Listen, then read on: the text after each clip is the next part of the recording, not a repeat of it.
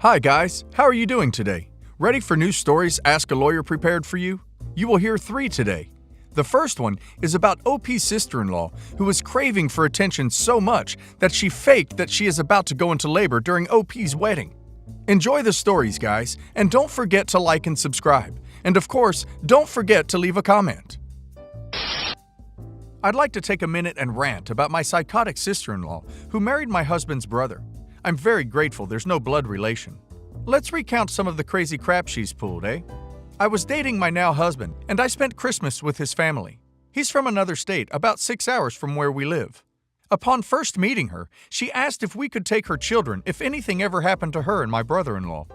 To give a little background, she has a child from another marriage and was pregnant with the second by my brother-in-law before she was officially divorced from her first husband. I think she was 19 or 20 at the time. My husband and I weren't married at this time, and I was blown away that she would ask 2 strangers to take her children. She went to the emergency room for a bladder infection and brought the whole family into the drama during the same trip as the story above. She called everyone and acted like she was dying. She needed to go to the hospital stat. Someone needed to watch her 2-year-old, and she was hysterical. I understand that she was in pain, but the situation was highly dramatized to get attention. My husband and I ended up staying the night at her house to watch the baby, which we didn't mind, but the ER essentially told her she was fine and to take antibiotics. She competes to be the center of attention and gives input on situations she knows nothing about. Example, I love yarn crafts and usually take something to work on for the car ride. I'm amazed at all the different topics, interests, and hobbies she can take and make them about herself. I would do whatever hobby or activity, but it just doesn't come naturally to me. This is useless nonsense to make her sound knowledgeable or important about the subject matter. This happens all the time. My husband and I eloped, but later had a small wedding to celebrate with family and friends. She sends a group message a week before the wedding saying she thinks she's going to go into labor on our wedding day. Really?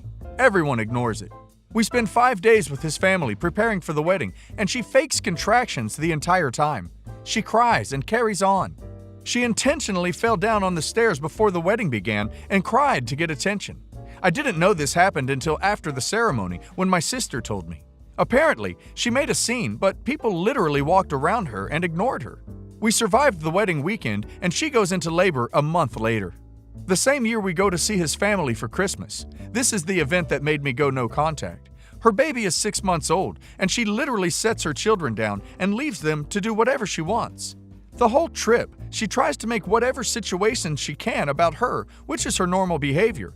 But what pisses me off is that she doesn't take care of her children, which are her world. My poor brother-in-law works as hard as he can to provide and be a good parent, and she's garbage. But on to the main event. My nephew is teething, and they had laid him down to get some sleep. The poor baby is screaming his head off because his mouth hurts. This is typical teething baby behavior. The sister-in-law ignores him for about 30 minutes. I would have been happy to get him had she asked. She stands up, says she's going to the bathroom, and then she'll go get her baby. I hear the shower come on. I can't take hearing my nephew scream in pain anymore and go console that baby. I am seething at his piece of trash mother. She comes out of the bathroom 2 hours later, said she had a miscarriage, shed 2 tears, and was ready to carry on and joke like nothing happened. I didn't say anything. My mother-in-law had the baby, and I went to bed. I really haven't spoken to her since. I do not think she had a miscarriage. If she did, I feel horrible she had to go through that. Most likely, the bee just got her period and dramatized the situation to get attention. It fits her MO. Earlier this year, my husband and I found out we can't have children. My sister-in-law had been blowing up my phone through 3 different apps, and I blocked her on all 3. She would message me to basically talk about herself. When I didn't respond through text, she'd try Facebook Messenger, and so on. I was devastated, and the last thing I wanted was to acknowledge garbage with 3 children she didn't take care of. She had another one before the second child was even 1.5 years old. My husband told her to stop messaging us, and that's been the end of it. All of this is to say we're spending Christmas with his family this year, and I know she's going to be there. I'm not playing nice with this psycho. I can go along to get along for his family's sake because I love his dad, stepmom, and 2 brothers. But I'm not babysitting, and I'm not entertaining her drama for 1 minute. I feel sorry for OP to have to deal with this crazy woman. OP definitely needs to stay in a hotel.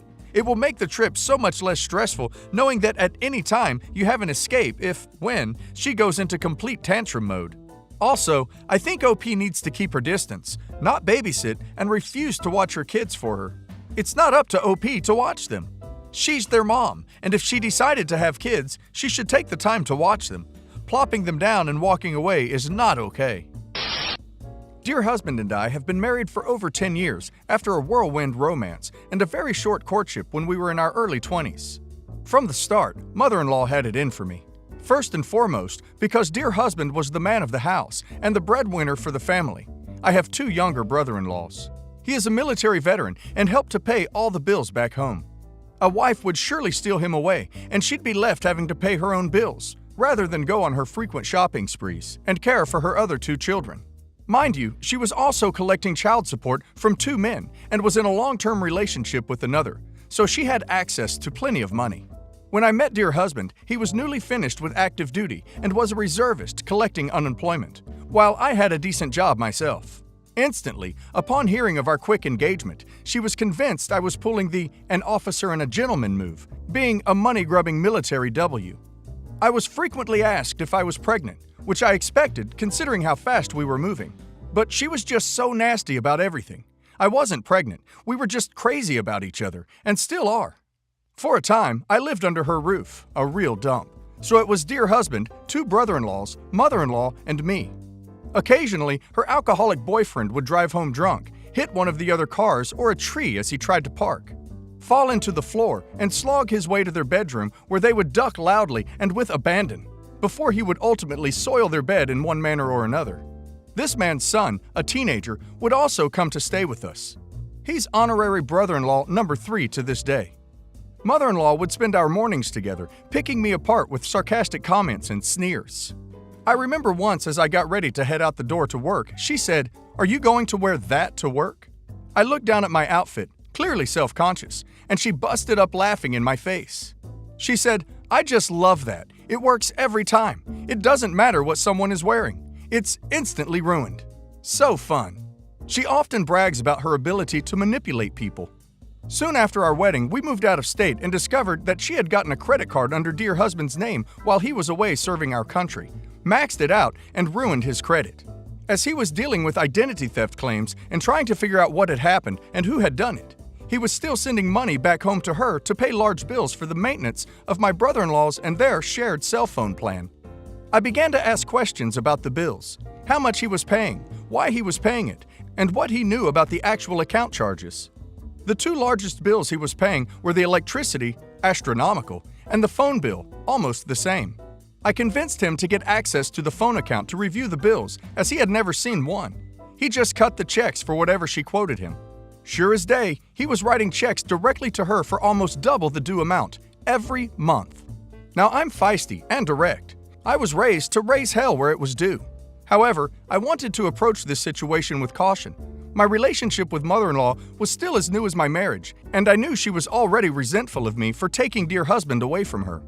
I made a bold move and called her to discuss the phone bill, and that from now on we wouldn't be paying it, that dear husband would be added to my plan, so his responsibility there was done. She instantly flipped her crap and showed her crazy. She accused me, again, of being a gold digger and that I wanted money that was supposed to go to her family all to myself. The unhinged rage in her voice was real. That's when my feisty kicked in, and I shot back at her, telling her that she had been taking advantage of her trusting son for far too long, and that I wasn't going to allow it now that he was my dear husband. His money is now our money, and my very young brother-in-law didn't need a cell phone, in my opinion. Oh boy, did I get it. She railed against me for telling her how to parent, called me all manner of nasty names, and hung up on me. That year for her birthday, she received dear husband's old cell phone in the mail as a duck you. We didn't even plan it that way. The stars aligned. Thus began a decades-plus long family feud, and that first blowout was just the beginning of a very sordid tale. OP didn't steal her son. OP stole her walking wallet. I bet she is furious as she won't be getting any money since OP came into her son's life. OP's husband is lucky to have a shiny spine wife like OP. Let's go to another story, guys, about the same mother-in-law. Listen till the end as it's a long one. Enjoy. Dear husband was a bastard child and didn't know it until he was 13 years old. He was told that his bio dad could be one of 3 men, but mother-in-law just wasn't sure. Bastard is a title that he wore like a badge of honor when I met him, and it was something that my brother-in-laws and mother-in-law called him on the regular. While mother-in-law was pregnant with dear husband, she met and married stepfather-in-law and moved in with mother-in-law's mother-in-law. While pregnant, mother-in-law kept in touch with 1 out of the 3 possible bio dads. She had just had a nasty breakup with the possible bio dad number 1, so he was in the dark, and she didn't know the name of possible bio dad number 2, so he was out. She kept in contact with possible bio dad number 3, the wealthy one, via letters by mail. In these letters, she tried to extort the man for her prenatal care and maintenance of the baby that she told him was his and could have only been his. This man had no interest in her or the baby, and once he told her duck off, she sent a final letter lying that she'd had a miscarriage. I know this because mother-in-law's mother-in-law, my step-grandmother-in-law, secretly opened, read, and resealed the letter before mailing it. Dear husband was raised from birth by stepfather-in-law, another man who mother-in-law lied to, and who believed dear husband was his biologically until later in the pregnancy when the math didn't add up and she admitted he wasn't the father, after he'd already married her. This good and noble man wanted the privilege of calling him son anyway, and he does to this day. Mother-in-law and stepfather-in-law had brother-in-law number 1 a year later. Their marriage was terrible. Mother-in-law's relationship with stepfather-in-law's family was horrible. And it all ended in a literal bonfire of cash money. Stepfather-in-law was driven to madness by her spending and her constant talk of money, so he burned cash in a fire while she watched. Anyway, they divorced, and mother-in-law moved the children across the country. Meanwhile, everyone in stepfather-in-law's family had been sworn to secrecy by mother-in-law about dear husband's mystery bio dad under threat of legal action and no contact with that side of the family. Dear husband was never to know. When dear husband was 13 years old, mother-in-law had new plans. She was displeased that her sons had maintained a loving and respectful relationship with stepfather-in-law and family. One fateful day, mother-in-law and dear husband ran into possible bio dad number 1 at a superstore. This man, who was at the store with his wife and daughter, saw dear husband, did the math, saw the physical similarities, and was stunned. Remember, mother-in-law purposely neglected to tell possible bio dad number 1 that dear husband even existed. That day, mother-in-law revealed to dear husband the truth about his parentage. She hunted down the contact information of bio dad number 1 and told dear husband to call him. Bio dad answered and handed his wife the other phone so she could be in on the conversation too. They were both so warm and excited by the prospect that dear husband might be bio dad's son. Dear husband made it clear that he didn't want money from bio dad and that if mother-in-law came calling for it, that he should firmly tell her no. Dear husband was in the fog on a lot of issues, but he too was present at the money burning and wasn't totally unaware in general. He told bio dad that he wanted as much of a relationship as was possible and comfortable for both, but was clear that stepfather-in-law is his dad. Dear husband and bio dad had a couple other conversations, and the idea of a paternity test was floated, but bio dad wanted mother-in-law dastardly to pay for it. Contact dwindled, and bio dad didn't reach out after that. Mother-in-law told dear husband in no uncertain terms that if he were ever to reveal to stepfather-in-law or family that he knew about his parentage, that side of the family would disown him totally. Step-grandmother-in-law would write him out of the will, and he'd just be a sad little bastard. You can bet your ass dear husband never mentioned a damn thing to them. Of course, this was all just more mother-in-law manipulation, but dear husband was convinced of it. When I met dear husband, I was so intrigued by the mystery of who his biological father was. I am a genealogist and have been building my family tree since I was a child. I couldn't imagine not knowing, but beyond that, I couldn't imagine not wanting to know. By the time we had our little ones, I really started to push the issue. I wanted to know the people who contributed to the existence of our little ones. I wanted to trace their family tree as thoroughly as I had traced mine, but more practically, I wanted to know their full medical history. Over the years, I continued to gently push him to get the answers he deserved, and finally, I convinced him to take a DNA test provided by a genealogy website. This test confirmed that bio dad number 1 was indeed dear husband's father. I was over the moon. Dear husband was excited and scared. He knew that before he reached out to bio dad that he needed to have a real conversation with stepfather-in-law, and he was full of anxiety. We agreed not to tell mother-in-law about any of this at first, We didn't want her to poison the well any more than she already had. Dear husband was still convinced he'd be disowned by the only sane and good family he had, but I knew this couldn't be true. There was just no way. He gave me the go-ahead to contact stepmother-in-law myself. She seemed like a safe place to start.